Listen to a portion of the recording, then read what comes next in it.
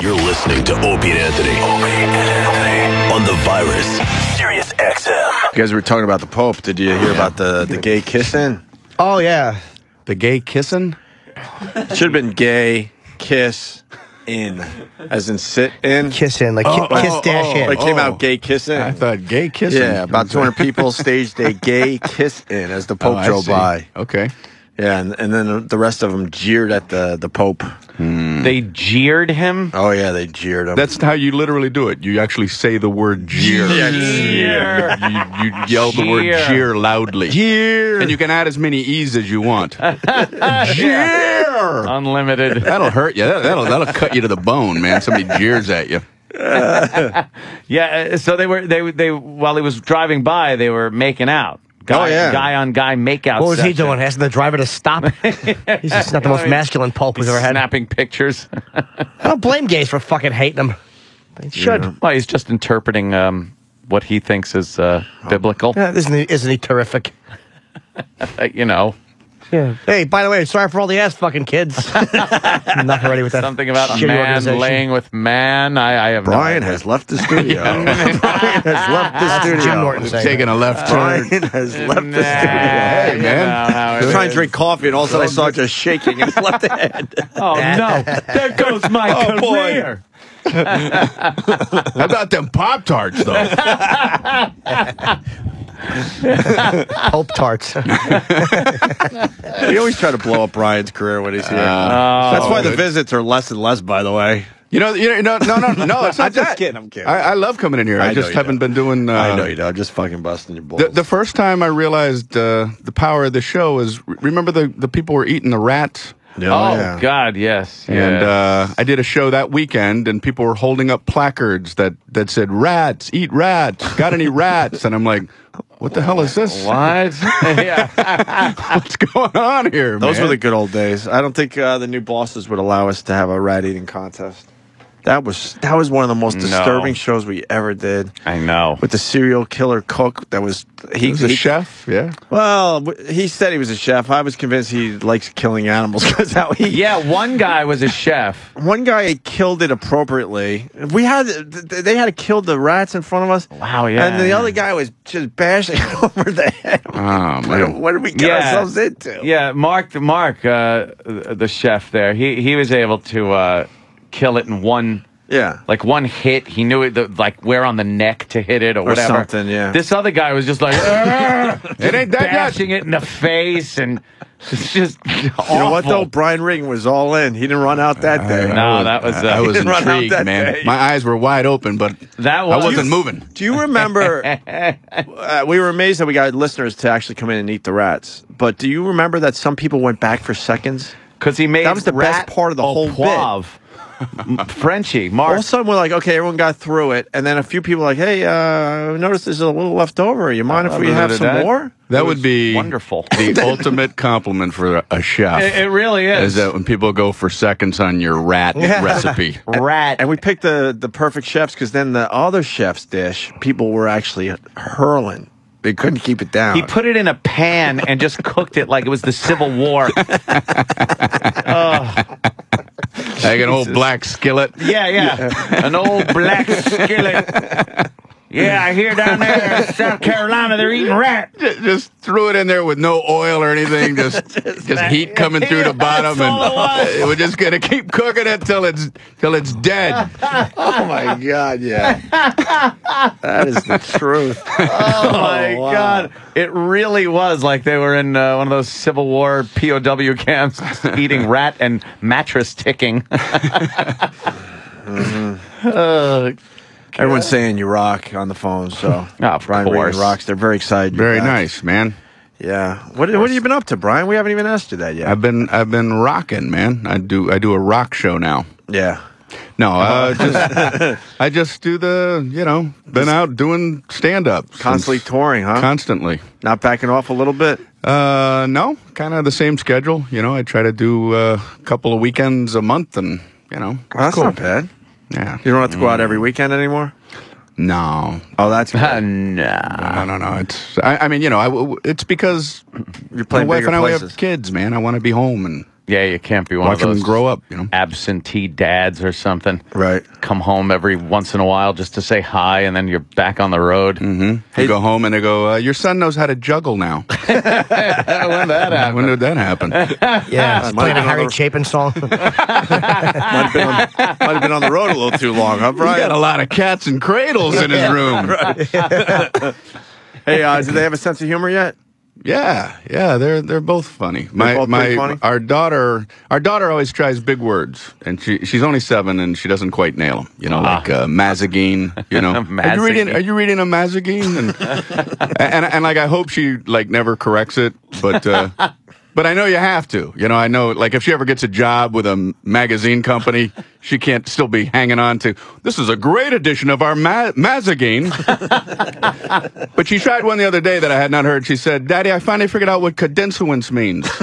And I'm like, what does that mean? She goes, a cadensuance is like if you think you want an ice cream cone and then one just falls out of the sky in your hand. And I'm like, wow, you're right, man. That sure would be a cadensuance. But I just thought it was beautiful that anyone would even have that as a fantasy, that a world could be like that. Man, I sure could go for an ice. Whoa! Man, how's life? Wonderful! It's wonderful! Very good, man. Very good. Holy jeez, that would be great. Yeah, just wish it, and look up into the sky, and it'll fall into your hands. I do think though that whenever she messes up a word, to be a parent, you should grab her shoulders and shake her and scream the correct word. That's parenting. That's healthy. You don't allow them to make mistakes. My father used to slap me in the face and put panties on me. Say mistakes are for queers, boy. Well, see, that's what's great about our world. There's different ways of parenting. Different ways to raise a kid, right? I like that. Yeah. That's why there's so many. Just shake them. Shake them when they make mistakes. Absolutely. You don't hit them. Just shake violently. Shake the mistakes out of them. Yeah, I won't love you if you say that again. Nobody will. Yeah, that's good. What was it? Cadensuance. Cadensuance. That is a good one. Oh, boy. Yeah. Yeah. I hear you. Well, it's one of those Mondays. What do you mean? What? I'm just getting up is just the worst. What happened? We were having fun. No, I am too. I'm just reflecting on the. What happened? I'm just reflecting on the whole fact that you had to get up? Monday vibe. But we had thing. the daylight savings time. It was easy today.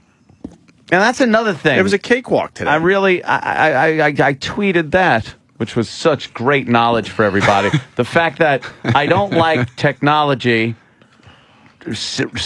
falling back and springing ahead automatically now. Because I kind of liked looking at a clock and going oh, God, it's it's 10 o'clock already. I go, oh, wait a minute, it's really 9 o'clock. And then you set your watch back and everything. Everything just automatically clicks back now to what it's supposed to be. Because we're all, we're all under government watch. They got some satellites that they're setting you. If they could set your clock, man, what else they could read do? your texts, man. But texts. But none of us are farmers. So why are we still doing this shit? Why can't it just be what it is? I don't know if I think it's a myth. I think the farmer thing is a myth. Oh, okay. No, because I was curious about that one time, and I don't remember what the answer is. That's how I'm not a very good learner, but I don't think farming is the reason. It's like you smoking the pot in the back of the bus. People are just and the farmers. I think it's made us have to turn the clocks back. I think it's like a knee-jerk thing that because it makes sense, but I don't think that's the reason. Now I'm going to find out I'm completely wrong. Why would we purposely make it darker? Well, it's lighter in the morning. Yeah, but who cares? You want it to be light after you get out of work. Who cares if it's light in the morning? Why don't they make it lighter on both ends? Thank you. You know what I mean? Make it lighter in the morning and then lighter. Why don't they do that? How would they do that with the clock? We would have to switch to make the hours shorter. Or make a 40-minute hour. Yeah. but isn't it based on the rotation of the Earth? Oh, why don't we just cut the shit, leave the clocks alone? Bunch of faggots we are. I should make it this time. Just fucking leave it alone. Or just make it a huge hassle and make people have to switch their clocks every fucking day. Every day. Every day. Yeah, it should switch every day at 2 o'clock. What a night. Now it goes to 3 again, and you got to get reminders Remember, you change your clock every single day. You know how confused everybody would be? Or instead, you jump ahead a year. How great would that be? Or 11 minutes. Just a shitty time. You know, it's always a pain traveling to Arizona because they never change their clock, and I never know what time it is when I'm going there for a gig, and, you know. They don't acknowledge it for some reason. Would you fit in with the rest of our country? They don't. They blame it on Mexico. And isn't it parts of Arizona? They hate that. I think that's Indiana.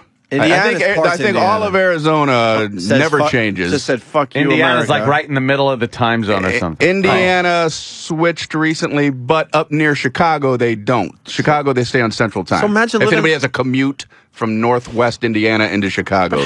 How do you live on the border of the people that change the clocks and don't change the clocks? That's got to be. It just sucks. Can you imagine?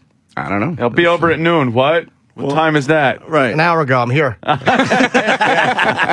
It's fucking he knows you're alone. That call was coming from an hour ago in the bedroom. Hey, are we getting an answer on this? That's right. Oh, yeah. We're very professional now, Brian. We've matured. That's right.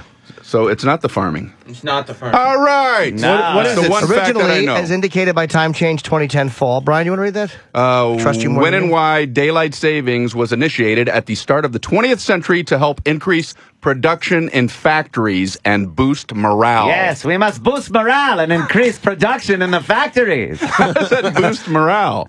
We're going to change the clocks. Hooray! Yeah. America! As they're getting all sorts of weird cancers because they don't know what they're working with yet.